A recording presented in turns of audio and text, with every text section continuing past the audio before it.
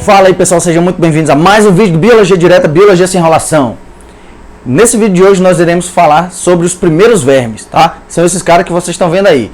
Hoje nós vamos tratar mais especificamente do filo Plateuminthus. Mas antes de começar a falar do vídeo, eu nem vou pedir para você curtir o vídeo ainda. Eu só peço que você assista o vídeo até o final. Se você aprender qualquer coisa até lá no final, aí sim você dá o like. Se você não aprender também, não gostar, aí não precisa dar o like. E aproveita também para você já divulgar esse vídeo para os seus colegas, para dar uma força aí pro canal, tá bom? Então, sem mais delongas, vamos começar aqui a falar do filo dos Plateuminthus. Então, os Plateuminthus, eles são os vermes de corpo achatado. Então, esse próprio nome aí já identifica a característica principal desse grupo. Eu coloquei algumas imagens aqui do lado para você ver, e vocês estão vendo alguns representantes do filo Plateuminthus, tá? Alguns deles são bem conhecidos pela gente, que nós vamos falar daqui a pouco. Mas quais são as características desse grupo?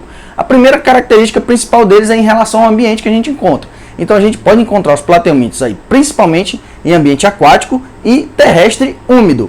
Mas preste atenção que tem um detalhezinho aí, ó. Você pode ver que tem alguns animais que são parasitas. Isso mesmo, então volta aqui para mim. Alguns desses animais eles vão parasitar outros animais. Então a gente já está vendo primeiro caso de parasitas no mundo animal, tá? Então você viu que a gente já falou do primeiro grupo, do segundo e do terceiro. Só para relembrar você que caiu de paraquedas agora aqui nesse vídeo, a gente tem uma sequência de vídeos anteriores que eu vou deixar aqui para vocês no card, falando sobre os primeiros grupos. Então não tente assistir o vídeo daqui para frente. Eu sugiro que você pare, assista primeiro os vídeos anteriores para você não ficar perdido. Isso vai servir também para os demais vídeos, tá? Então assista tudo numa sequência, que aí fica mais lógico, mais fácil de entender todo esse conceito aí da evolução dos animais. Então vamos lá. Esses animais aqui, eles possuem uma embriologia diferenciada em relação aos anteriores. Vocês lembram que lá no grupo dos quinidários, a gente falou que eles eram diblásticos. Inclusive, eu falei para vocês que o único grupo de animais do planeta que é diblástico, ou seja, que possui apenas 2 folhetos embrionários. Aí você deve estar se perguntando, professor, não lembro o que é um folheto embrionário. Mais uma vez, vou deixar o vídeo aqui no card para vocês falando sobre embriologia. Dá uma olhadinha lá, depois você volta para cá de novo. Então, o grupo dos quinidários, lá das águas-vivas, por exemplo, é o único grupo de animais que possui apenas 2 folhetos embrionários.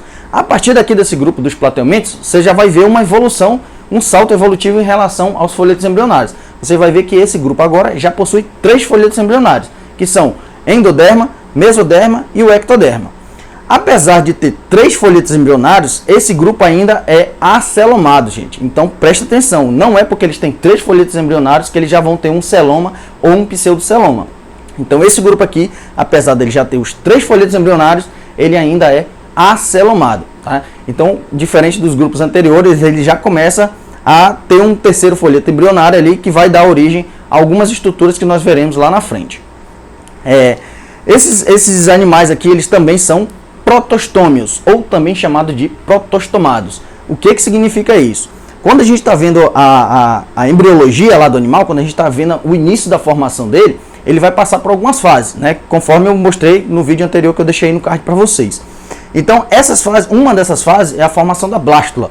Essa blástula tem uma etapa dela que ela começa a fazer uma invaginação. Nessa invaginação, ela vai formar como se fosse um buraco ali, um tubo. Esse buraco ali no meio, esse tubo vai dar origem futuramente ao tubo digestório. Então, o sistema digestório dos animais já está começando a criar forma, né? Então, entenda assim, ao invés de você ficar tentando decorar, tenta entender o passo a passo, né? Que aí fica tudo mais simples. Então, ó, depois da blástula, começa a formar um orifício ali, e esse orifício forma um tubo para dentro da blástula. Esse tubo vai dar origem futuramente ao tubo digestório. E essa entrada aí que eu estou falando para vocês, a entrada dessa blástula, do blastóporo, é que vai dar origem à boca do animal. Por isso que todos os animais protostomados, esse blastóporo dará origem à boca. Isso quer dizer o quê? Bichão, presta atenção aqui, ó. Quando a gente fala que um animal ele é protostômio ou protostomado, significa dizer que ele só tem a boca, ele não tem o sistema digestório completo. Então a gente vai ver isso também mais lá para o final. Então essa boca aí, ela vai ter um papel muito importante no sistema digestório dele, que a gente vai já falar um pouquinho, tá? Outra característica que surgiu aqui nesse grupo, que já diferenciou dos demais, é a sua simetria.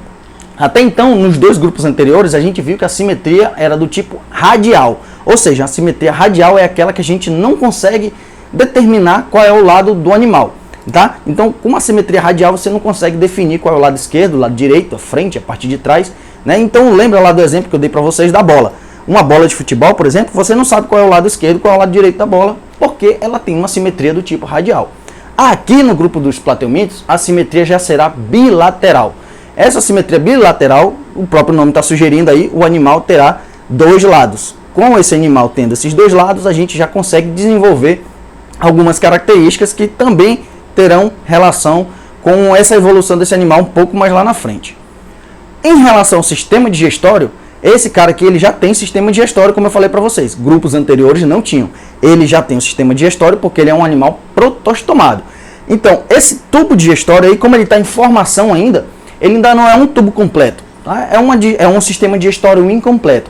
Mas preste atenção só, vou dar uma dica para vocês aqui, bichão. Olha só, o sistema digestório incompleto não significa dizer que está faltando um órgão ou outro, não. Tá? Ele pode até não ter nenhum órgão, mas se esse sistema tiver uma entrada e uma saída, ele é do tipo completo.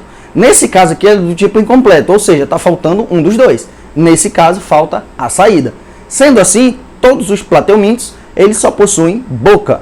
Essa boca vai servir como canal de entrada e canal de saída. É, galera, isso mesmo. Então, tudo que ele come, aquilo que não servir, pá, vai sair pela boca dele. Então, imagina acontecendo isso com você. Você vai lá, faz o seu almoço, digere aquele seu almoço, faz aquele bolo fecal e joga pela boca. É mais ou menos isso que eles fazem, tá certo? Então, o sistema digestório do grupo dos plateumintos é incompleto. Mais uma dica para vocês. Vocês podem encontrar em algumas provas de vestibulares aí, perguntando ou afirmando, dizendo que o sistema digestório de alguns plateumintos é ausente. Isso mesmo, alguns plateumintos, apesar de esse grupo já ter criado aí um sistema digestório incompleto, mas nem todos os plateumintos terão o sistema digestório. Isso porque a gente tem alguns plateumintos que são parasitas. Lembra dos parasitas que eu falei para vocês lá na frente? Aí eu coloquei um exemplo para vocês de uma tênia. Uma tênia, que vocês conhecem popularmente como solitária, ela vive dentro do intestino dos animais, de um outro animal hospedeiro. Tá? Então, seja ela a tênia do porco, a tênia do boi, a tênia do peixe, qualquer uma dessas tênias, elas serão sempre parasitas. Ou seja, esses animais eles já vivem aonde? Presta atenção. Então, aquilo que eu falei para vocês, tenta entender o processo, não tenta decorar. Se você é uma tênia, você está vivendo ali no intestino do animal. Qual que é a função do intestino? É de receber todos os nutrientes. Então imagina só eu aqui. Eu vou atrás do alimento, eu pego o alimento, eu vou no supermercado, eu compro, eu processo todo aquele alimento, eu mastigo, eu vou fazer uma digestão e vou mandar para o meu intestino somente os nutrientes necessários. Ou seja, o plateuminto que está vivendo dentro de mim ali no sistema digestório, ele vai apenas pegar esse nutriente que já foi todo processado. Ele não vai precisar fazer todo esse papel. Então, para que ele vai ter um sistema digestório se o alimento já vem mastigado ali para ele? Entendeu? Então, esses animais parasitas, eles não precisam gastar energia com o sistema digestório. Sendo assim, eles não vão ter sistema digestório. Então, os animais que não possuem sistema digestório do grupo dos plateumintos, geralmente serão os parasitas. Em relação ao sistema respiratório desses animais, eles possuem uma respiração do tipo cutânea. Respiração cutânea significa que ele respira aqui, ó, pela pele. Então imagina aí de novo, ó. De novo, é só entender. Esse é um cara muito simples, é um animal muito fininho, né? Então eles são bem planos. Então esses animais não têm ainda um sistema digestório, um sistema respiratório para fazer essa troca gasosa. E eles nem precisam desse sistema porque eles conseguem fazer isso diretamente pela pele. Então eles pegam captam esses gases e esses gases já caem praticamente direto ali nos tecidos deles e eles vão distribuir isso aí através da difusão. Tá? Então o sistema digestório deles ainda é ausente. Em relação ao sistema circulatório, a gente tem também um sistema circulatório ausente, né? Mais uma vez, a circulação deles ali vai ser feita de forma bem rudimentar, né? Passando de uma célula para outra por difusão, geralmente por difusão, mas em relação ao sistema excretor deles, aí já começa a aparecer uma célula nova. Eles não têm um sistema excretor muito bem desenvolvido, mas ele já começa a desenvolver algumas células, como essas células flama aí que vocês estão vendo, e essas células são responsáveis por eliminar as excretas produzidas pelo metabolismo dele. Né? Então, todos os seres vivos vão produzir essas excretas e eles precisam ser eliminadas. Esses animais, os plateumintos, foram os primeiros a criar esse mecanismo. Então, eles estão desenvolvendo ainda um mecanismo para poder eliminar excretas do corpo do animal.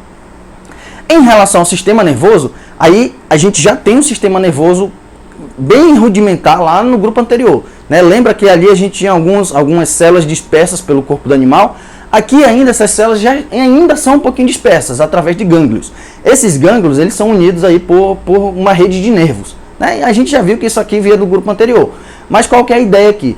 Os plateumintos, quando eles perceberam que esse sistema nervoso era bom, eles simplesmente estão tentando melhorar. Então o grupo anterior já inventou o sistema nervoso e eles agora começaram a melhorar isso. Mas eles só conseguiram melhorar ainda mais por conta da simetria bilateral. Então imagina agora, você tem um corpo de um animal com uma simetria bilateral. Você tem um lado direito, um lado esquerdo, um dorso, um ventre. Consequentemente, você vai agora ter um direcionamento. Você vai começar a formar agora o processo que a gente chama de cefalização. Então essas células ganglionares ali, elas vão começar a se acumular numa determinada região do corpo, que futuramente vai dar origem à cabeça do animal.